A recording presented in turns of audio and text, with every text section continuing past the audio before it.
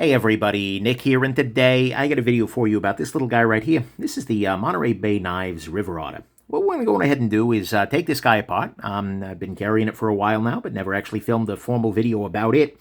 But we're going to take it apart, clean it up a little bit, and then I'll give you my general impressions of it. But before we go any further, I have to let you know that this item was provided to me anyways by the manufacturer. This guy was sent to me by Monterey Bay Knives. I'm going to pay the guy for it because I've been liking it a lot, actually. It's really solid, but it was originally sent my way as a loaner. So I very much do appreciate that. As always, though, they know the story. And in fact, Monterey Bay Knives has been very sort of cool about things with the channel. I've told them I like this stuff. I've told them I don't like this stuff, right? But they sort of get it. But as always, they know I'm going to talk about the good, the great, the bad, the ugly. It might be a gem. It might be junk. They did still send it along. We do have to assume this is the best quality controlled one of these guys ever, because actually these are almost custom in a lot of ways. I'm doing my best not to let that affect the nature or the quality of my review. We'll go on ahead and actually, while I'm saying that, let's go on ahead and bust out the size comparison real quick. Here it is against your Spyderco Delica, and here it is against your Spyderco PM2. And then the other elephant in the room, so to speak, with this guy, of course, is the Chris Reeve Knives Shabazz. And so what we see here is it is in a very, very similar size bracket to the Sebi. But all right, let's go on ahead and take this guy apart. Now, I'm going to go on ahead and I'll air some dirty laundry right quick, in that there is deception. I started taking this knife apart already. In fact, I took it apart, but then I got a phone call and everything went to heck, and rather than just trying to rebuild, I'm going ahead and refilming the whole thing here. See, I'm going to take this guy apart, but it has. I think I need some sleep. But anyways, it has already been, it's been filmed partially before, which is why everything is currently dry and clean on the inside here. But nonetheless, I'll go ahead and I'll clean it off. And if you're curious about any of the tools I'm using for this, nickshabazz.com/tools, will get you the info. But what we're going to see here is this is a very simple knife, right? And at some level, that's actually kind of unusual for Monterey Bay. I mean, they've made some very simple knives before on the budget end, but oftentimes their stuff is much, much fancier, right? So you get, for instance, the Monterey Bay Rosalinda here, which is overseas made. This is made in the USA. I think I mentioned that already, but these are being made up in, I think they said Pruneville or something like that. Either way, up in Monterey Bay area here in California. Is being made by Sanford, the MBK dude, Ray Laconico, and I think some other folks. But this is made in the States. This, for instance, the Rosalinda, another great knife, actually, a knife I love a lot. It's doing a lot more. It's a lot fancier. The machining is a lot fancier, right? It has Sanmai steel on there. The engraving is wild, etc. Or like if we look at the EZC 2.0 here, it's a full integral pocket knife. This one happens to be engraved and whatnot, but it's a much fancier and different sort of approach than this, which is at some level a very simplistic knife. But that's sort of not a bad thing, right? This is a simple thing done well. There are definitely some things that are missing relative to a lot of your more modern overseas-made sort of stuff. For instance, there's no lock bar insert on this guy. It's just a lock bar here. It's not the end of the world, but it is a situation. Right? One other thing that I do actually, I'll point out, is that the standoffs here are not shouldered. Right? The standoffs just go flat against the scale. And so unless those screws are very tight, there can actually be a little bit of lateral wiggle on this. I would like to see in the future a little bit bigger hole here on the inside and then shouldered standoffs. I don't know. Looks like they could pull it off, but it just adds a little bit more of a feeling of solidity to a knife. It's a little detail, but it's one that I think would actually make an improvement to the knife itself.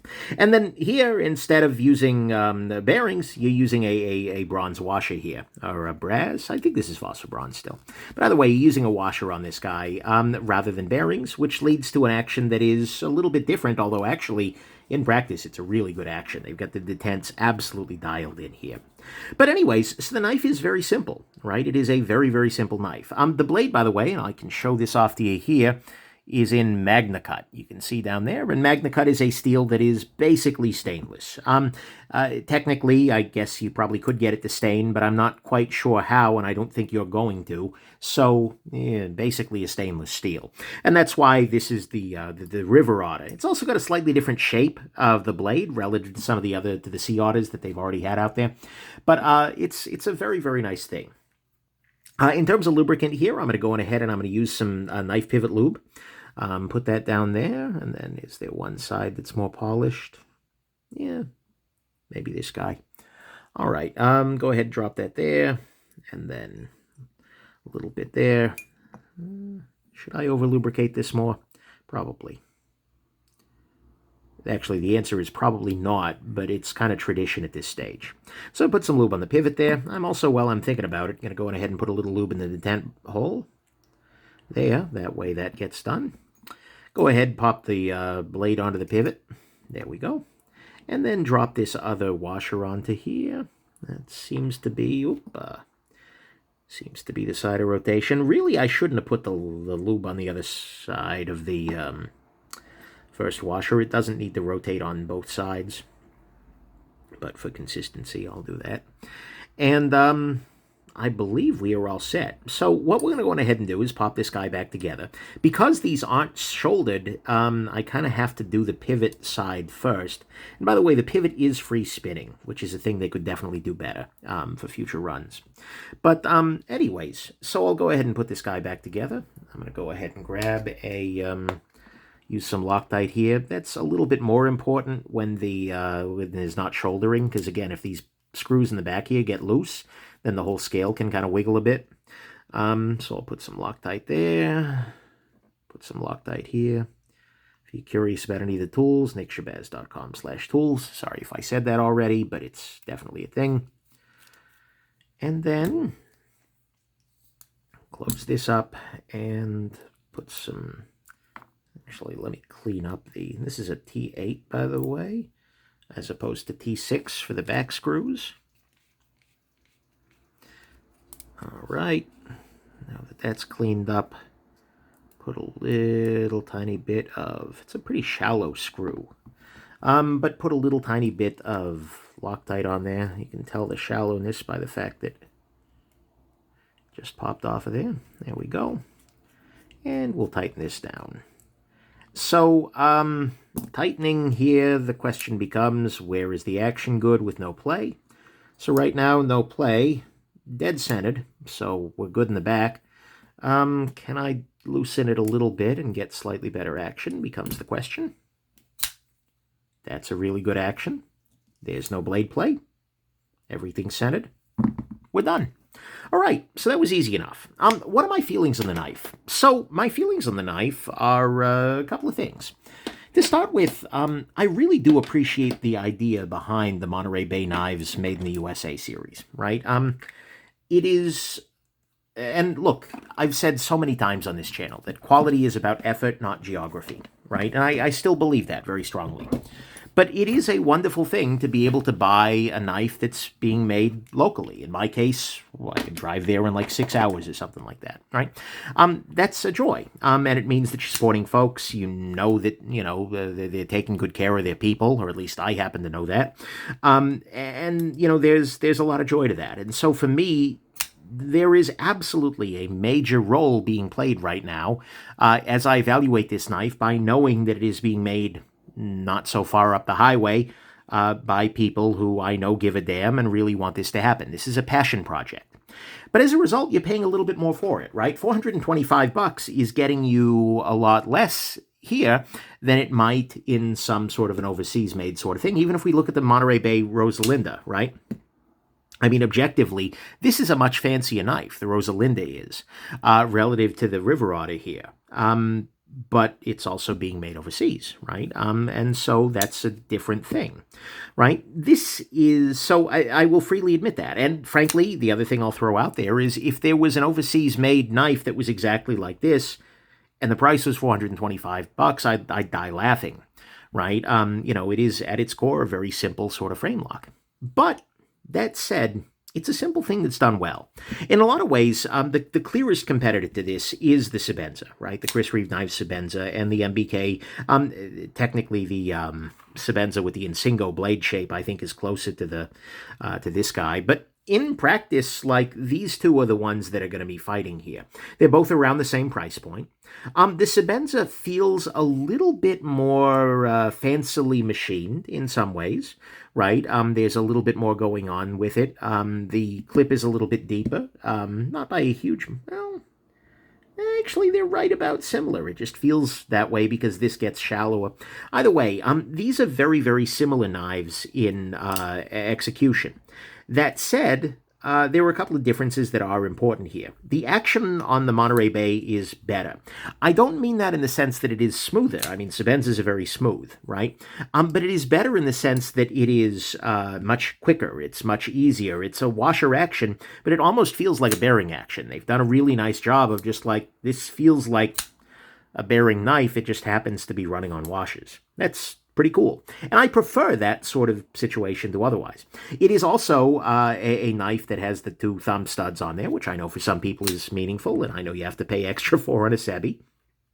So that's a thing.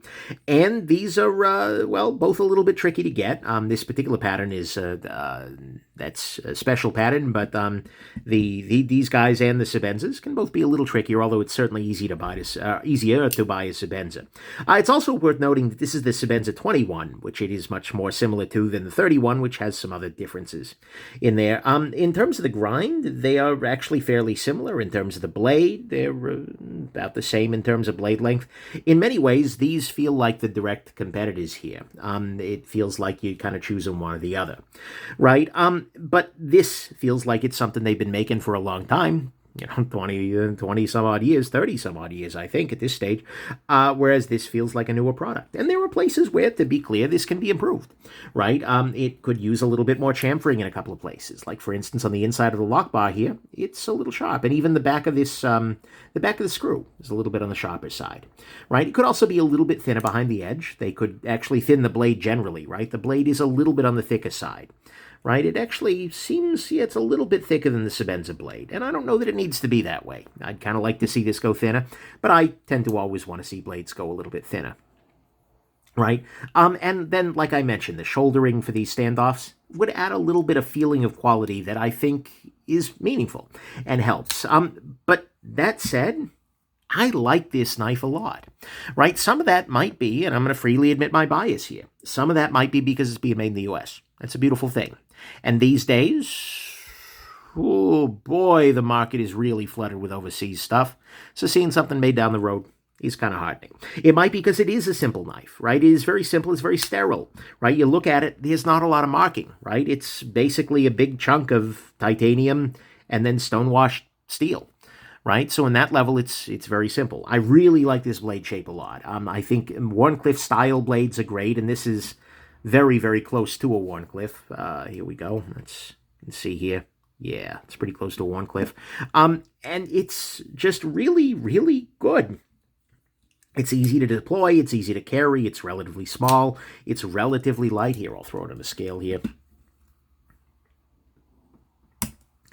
Yeah, we're looking at 3.1 ounces for just about 3 inches. So it's reasonably lightweight. It's not the lightest thing ever, but it's absolutely good to go.